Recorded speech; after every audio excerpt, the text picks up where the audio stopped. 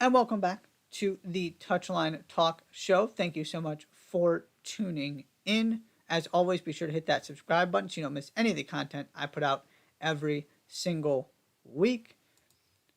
I've been kind of waiting for there to be a resolution on the Mason Greenwood situation, and things were kind of moving quickly. It seemed like it was headed one direction, and then it ends up with the announcement on Monday that United and Greenwood have agreed it's in everybody's best interest for him to continue his career elsewhere. So now that there's kind of a resolution to the first part of this in terms of his future at United, I want to give some thoughts. The first thing, it is incredibly difficult to trust Manchester United in all of this when everything they have said pointed to Mason Greenwood coming back. And not just the reporting that was done saying it was decided he was coming back, but also just the way the initial statement was phrased, talking about things like partial evidence and an obligation to Mason as, I don't remember what the phrase was, something like a player, who's been with the club since the age of 7, who is also, becoming a father with his partner and all that stuff.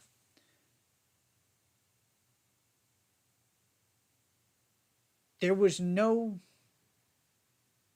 weren't under any obligation to make that statement so sympathetic to Greenwood. They went to great lengths to kind of balance it out and say, we obviously want to take this very seriously. Victim is the priority here. Also, we have an obligation to Mason, and just really kind of saying a lot without saying anything because of what they chose to include and exclude from that statement. So all of a sudden, you go from that, where it looks like they're laying the groundwork for him to come back, to deciding he's not coming back.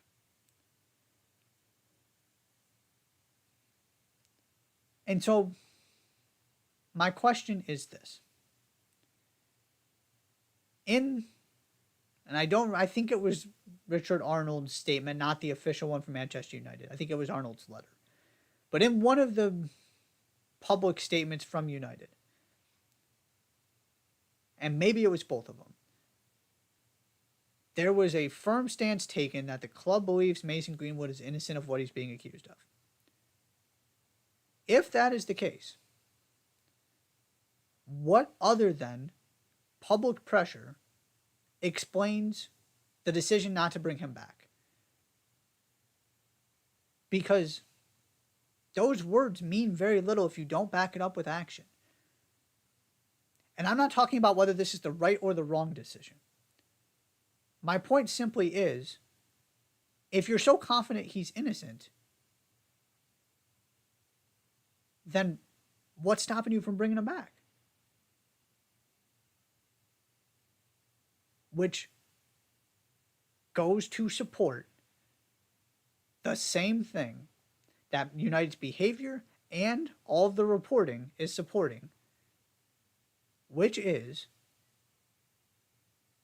that basically everybody expressing their displeasure with this forced United into a U-turn. Which raises a whole bunch of other questions. And yeah, we don't know that for sure. But putting two and two together, the most logical conclusion to come to is that United were planning to bring him back until there was outrage that they were planning to bring him back. And then they decided it's not worth it. Which brings into question some commentaries on United's leadership if the public is kind of dictating important culture-defining decisions like this one. Not going to spend too much time on that part of it there, just wanted to bring that up. Then you have the other part of this I want to get into, which is Mason Greenwood's statement. Mason Greenwood, in his statement, came incredibly close to identifying a victim who has lifelong anonymity. To the point where media outlets were not comfortable using that part of his statement for fear of identifying a victim who has lifelong anonymity. You would really hope whoever is helping Mason Greenwood craft that statement would have thought about that.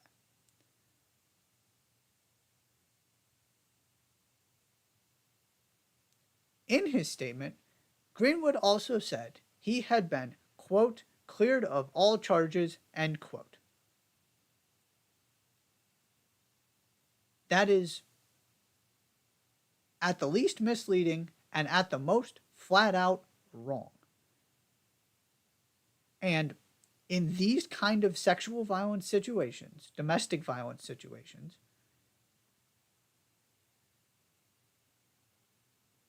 terminology and words are incredibly important.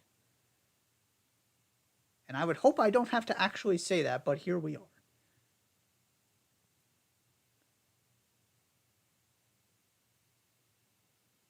And what I mean by that is that most of the reasons, at least the main ones, why a witness would not go forward with something, stop cooperating, whatever it might be, are not proof that the accusations are false or that the person who is being accused is innocent. There are a bunch of different reasons why somebody might not choose to go forward with the legal process.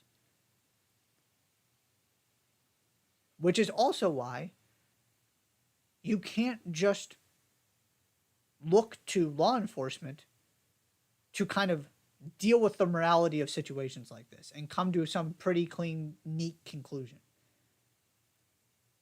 Because those videos and those pictures are still out there. And United are saying that they've got an explanation for it and that won't publicly actually explain or lay out what that explanation is. And for Greenwood to go out there and say he was cleared of all charges, when he most certainly was not. Those charges were dropped. He was not found not guilty. Those are two very different things.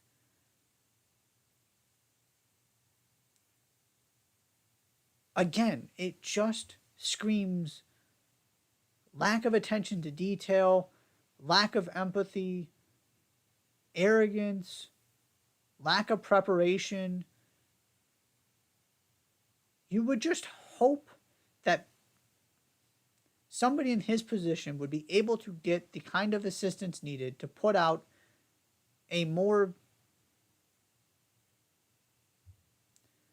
thoughtful, mature statement, I guess is the way that I'll say it. And that United would help him do that. Because clearly they're not throwing him under the bus. And the last thing I'll get to here is I just want to make this point within this conversation. Supporting somebody and employing somebody are not the same thing.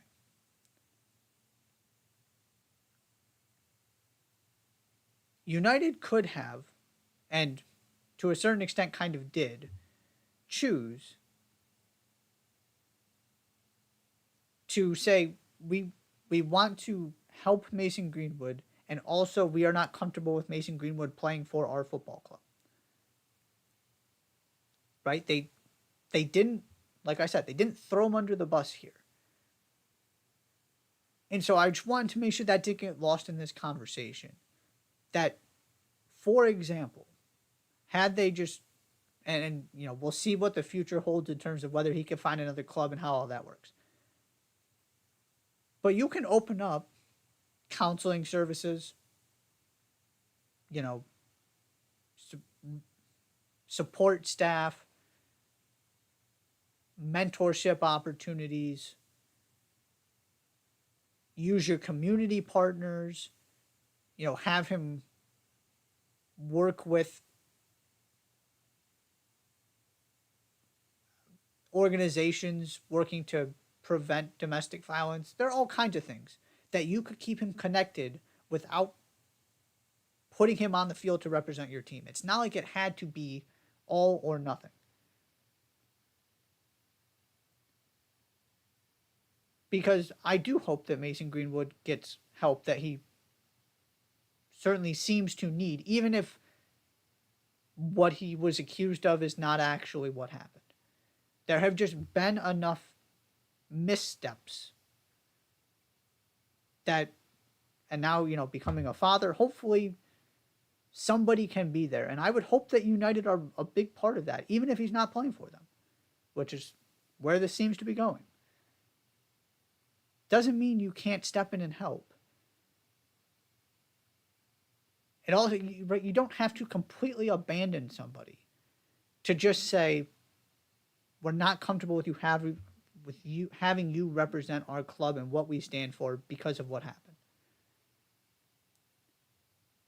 I just wanted to throw that out there. I know I was more thinking about that part of it when it looked like he was coming back. And obviously that's not what's going to happen, so not as pertinent, but I wanted to just throw it out there in these conversations. Because, the stuff is really difficult. It's messy. Which is where you just want as much care to be taken as possible. And it just doesn't seem like we got that from Mason Greenwood or from Manchester United in this situation. Final thing before I jump into the weekend look ahead. Giovanni Savarese gone from the Portland Timbers. Leaves behind a strange legacy, which is really what I want to discuss quickly here. In Savarese's time in Portland, the Timbers finished 5th, 6th, 3rd, 4th, and 8th in the Western Conference. They're currently 12th. They also have 2 MLS Cup appearances and an MLS's back trophy. A tournament that they won. This is a perfect illustration of the battle I continue to fight about where do you put your value? How much can you stake on one knockout tournament, 3, 4, 5 games, whether that's MLS playoffs, Champions League, NCAA tournament for basketball. Because the Timbers were fine under Savarese, but their regular seasons were nothing to write home about. They were a above average Western Conference team. They weren't competing for supporters' shields. But they found a way to get into the playoffs, and then when the Sounders didn't make it out of the West, the Timbers did. And so you look at that, and it becomes much harder to relieve Savarese of his duties because he's gotten to 2 MLS Cups, and he won MLS back. And in a league that prioritizes that so much, he was an excellent knockout tournament manager. And it's always this conversation with coaches about most of them you can make a case for or against at just about any time. There are very few that are so clear one way or the other that you could spin this and say, look, they're not the highest spending team in the league. They don't have a bunch of global superstars.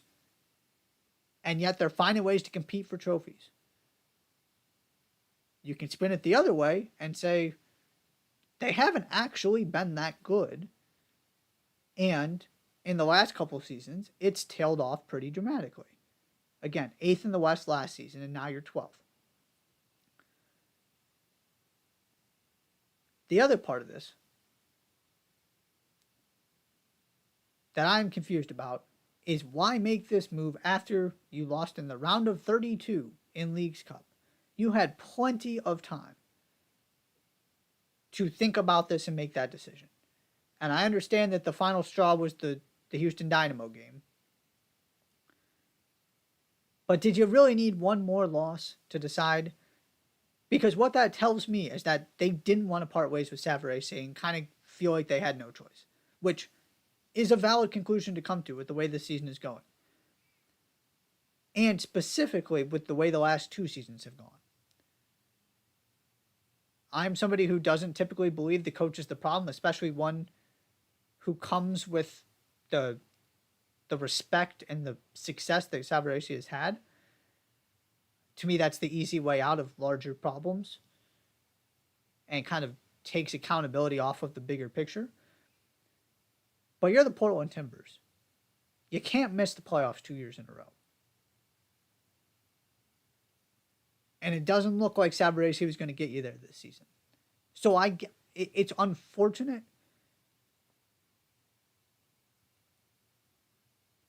But I also get it. Because this club should be in a better place. And it's kind of just slowly deteriorated. But then you pop up and you make another MLS Cup. And all of a sudden it's a little bit different because so many teams would trade what they have had for what Portland has had. Even though Portland have not consistently been one of the best teams in MLS. Because they just find a way in those knockout tournaments to cause all kinds of trouble, to make runs. Even if you're not necessarily winning all of them, they're just an incredibly difficult team to play against. Now, they've not been so difficult to play against the past 2 seasons, but